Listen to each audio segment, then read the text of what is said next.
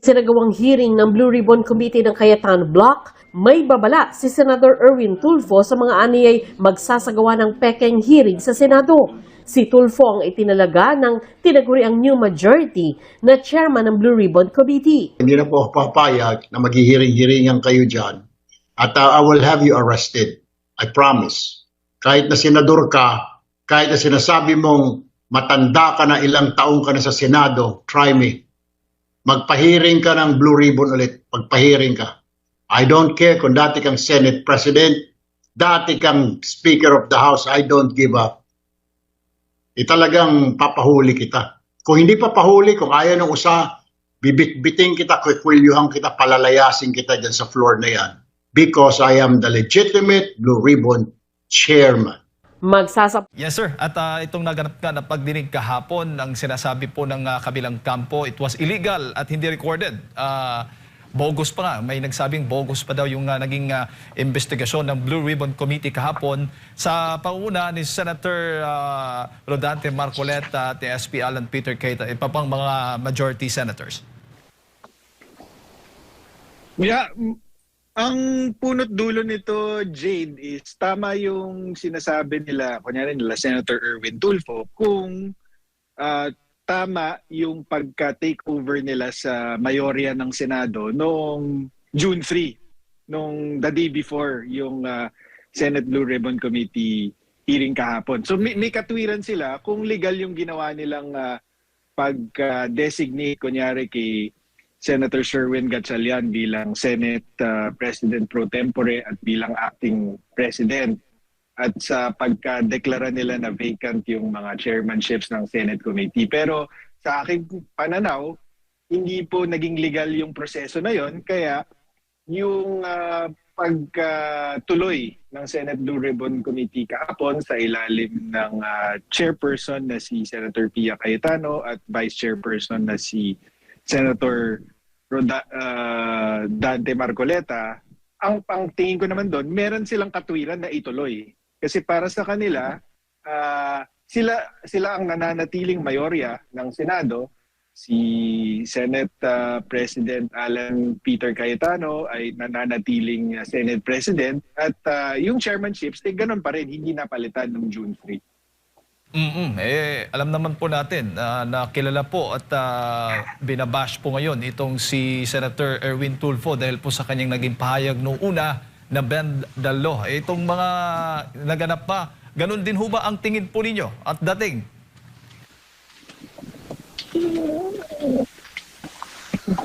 Hello? Na-bend the law ho ba? Na-bend the law ho ba ang mga patakaran nga dyan sa loob ng Senado matapos nga yung pagpapalit nila ng liderato at pagpapalit po ng mga committees chairmanship? Yeah, tingin ko ganun na po yung nangyari. May bendalo na nangyari. Dahil binasa ko po itong Avellino versus Cuenco, yung Supreme Court case na ginagawang batayan nitong Gatchalian 12 para i-justify yung pag-takeover nila sa Senado noong June 3. At ang nakita po natin is ang pinaka-basic na batayan nila dito ay, ang sabi nila, ayon doon sa kasong yon,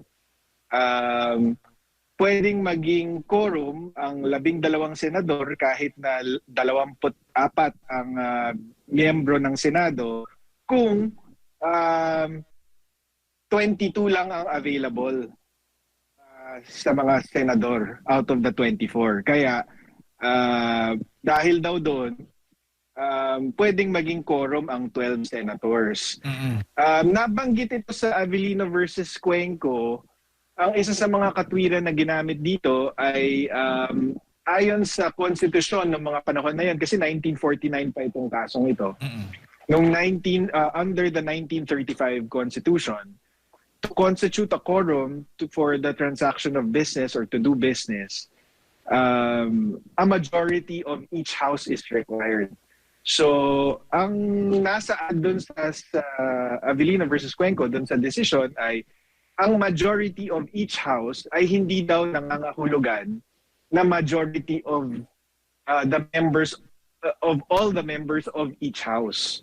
So kung yun ang ginagamit nilang katwiran na So, ang majority of each house, hindi nangangahulugan na a majority of the 24, kundi a majority of those available only.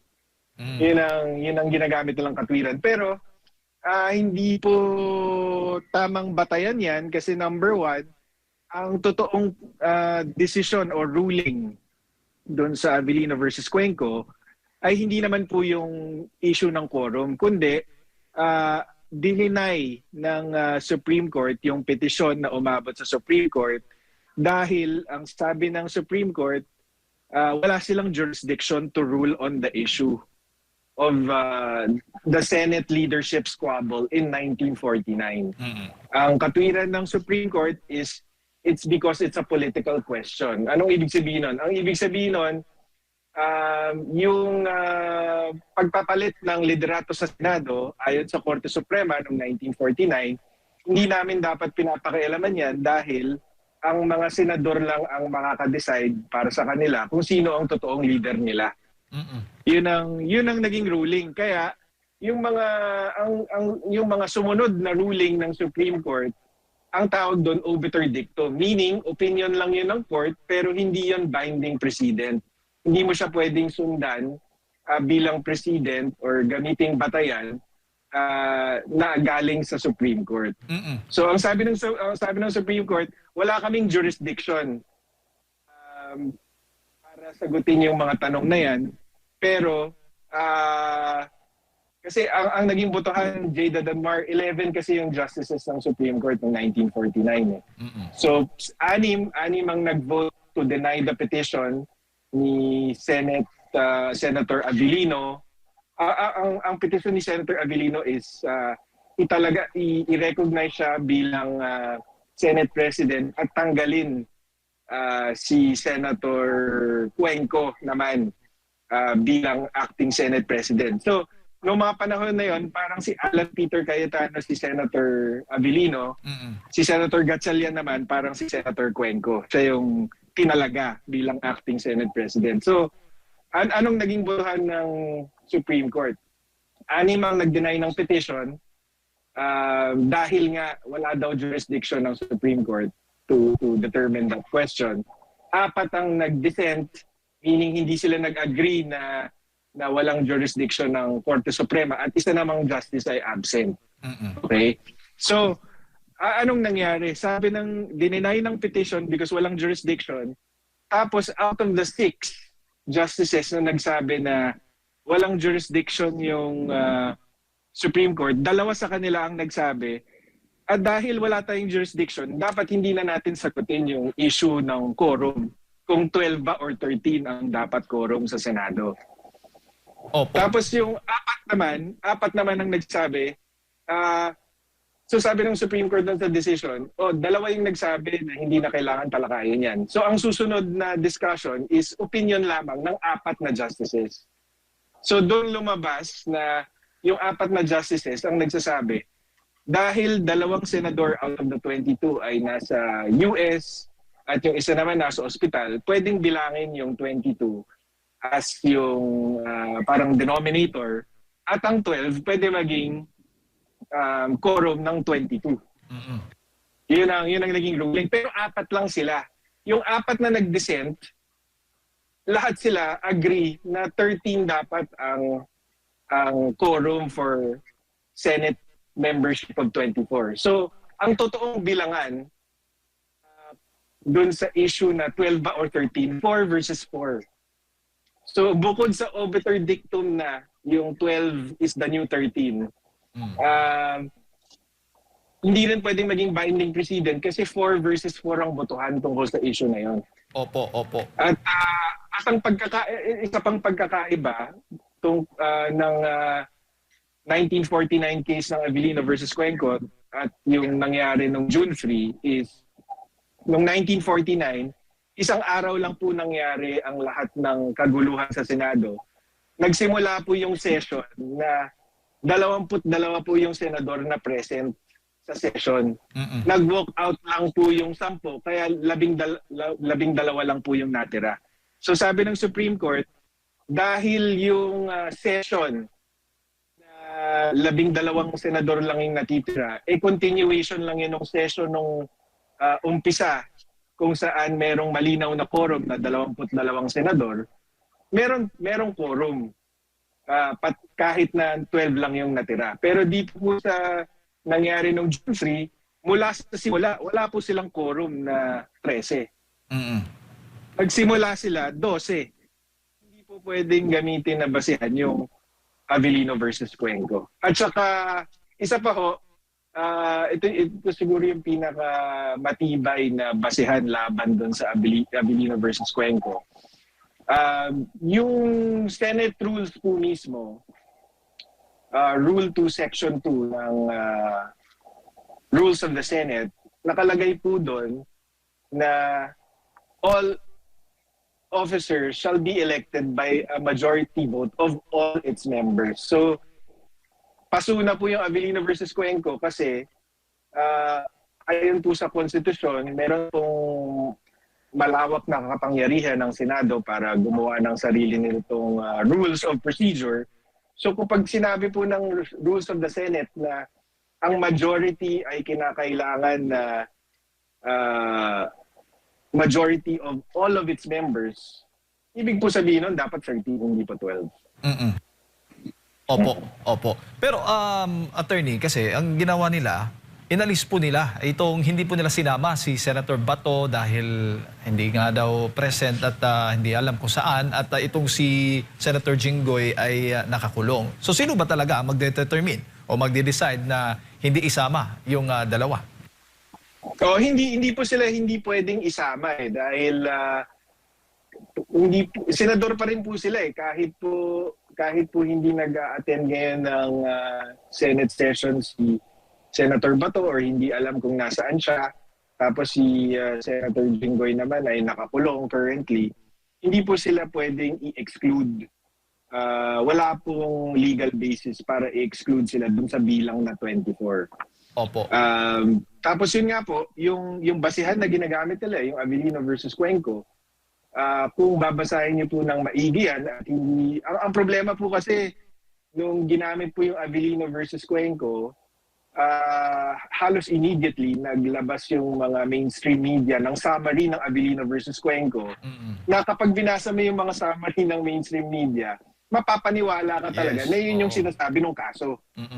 Pero kapag binasa niyo yung Avellino versus Cuenco ng buo, doon niyo po makikita na hindi naman po yun ang sinabi ng ruling ng Supreme Court doon. At saka, kung nabanggit man na 12 is a valid quorum for 24, hindi po yun majority opinion ng Supreme Court ng mga panahon na yun. At yun nga po, as explained earlier, may mga pagkakaiba doon sa situation ng 1949 at itong sa 2026. Ang problema ngayon, attorney, ay kinikilala po ng palasyo, yung bagong liderato ngayon ng Senado. Inaasahan na po natin yun. Pati nga ang House of Representatives, kinikilala po si Senator Gatchalian bilang acting Senate President. Hindi na po nakapagtataka yan dahil yun naman po talaga yung labanan, di ba? Yung mga kalaban ng Malacanang, yung mga senador na hindi sunod-sunuran sa Malacanang at yung mga sunod-sunuran sa Malacanang. So natural lang po yun na kahit na mahina ang legal na basehan na ginamit para mag-take over ng Senado, talagang kikilalanin niya ng Malacanang dahil yun nga po ang gusto ng Malacanang is ma-control nila yung Senado. At sa panig naman po ni SP Cayetano, dapat po bang maging palaban po siya dito sa issue na ito?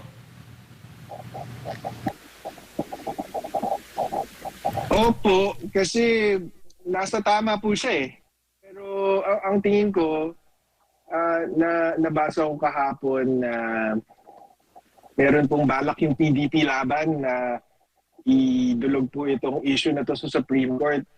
Sa akin pong pananaw, dapat hindi po magpadalos-dalos na tumakbo ng Supreme Court dahil kapag kahit nasa tama ang kampo nila Senate President Alan Peter Cayetano, meron pong mga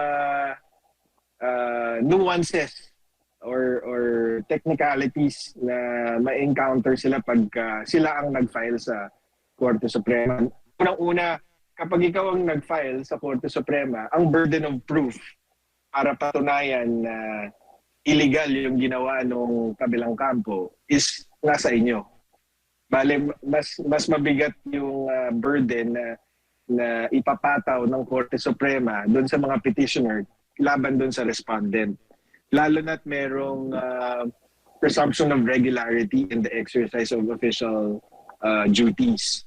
Diba? Tapos pangalawa, kapag nag-file ka ng petition sa Supreme Court para sabihin na ikaw ang tunay na Senate President, kayo ang tunay na mayorya, parang rene-recognize mo na naalis na kayo sa pwesto. 'Di ba? So ang mangyayari diyan, parang lang yan din doon sa tagal ng aksyon ng Supreme Court doon sa habeas corpus petition. Habang walang aksyon yung Korte Suprema, ang lumalabas parang legal yung ginagawa ng respondents.